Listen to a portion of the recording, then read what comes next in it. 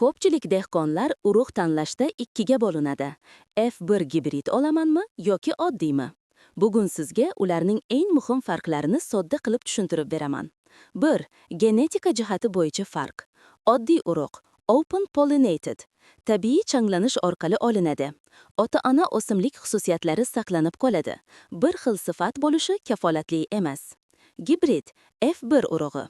Ikki yoki undan ko'p eng yaxshi navlarning sun'iy seleksiya yo'li bilan chatishtirilishi. Kuchli genetika, yuqori chidamlilik, barqaror hosil. 2. Hosildorlik bo'yicha farq. Oddiy urug' hosil barqaror emas, kasallik va zararkunandaga o'rtacha chidamli, ko'proq g'amxo'rlik talab qiladi. Gibrid F1 20-50% ko'proq hosil, stressga chidamli, issiq, sovuq, sho'rlik, kamroq kasallik. F1 urug'ining asosiy afzalligi barqaror, ko'p va sifatli hosil. 3. Ko'chat sifati. Oddiy urug' turli o'lchamda unib chiqadi, ko'chatlar bir xil emas, ba'zilari kuchsiz bo'lishi mumkin. Gibrid F1 ko'chatlar bir xil balandlikda, barqaror rivojlanadi, oson yetishtiriladi. Natija sotish uchun sifatli mahsulot plus bozor narxi yuqori.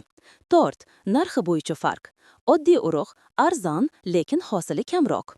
Gibrid qimmatroq, lekin hosili ko'p. Ko'pchilik F1 urug'ini qimmat deb o'ylaydi. Aslida hosilning miqdori va sifatini hisoblasak, eng tejamkor tanlov. 5. Takror ekish. Bu eng katta farq.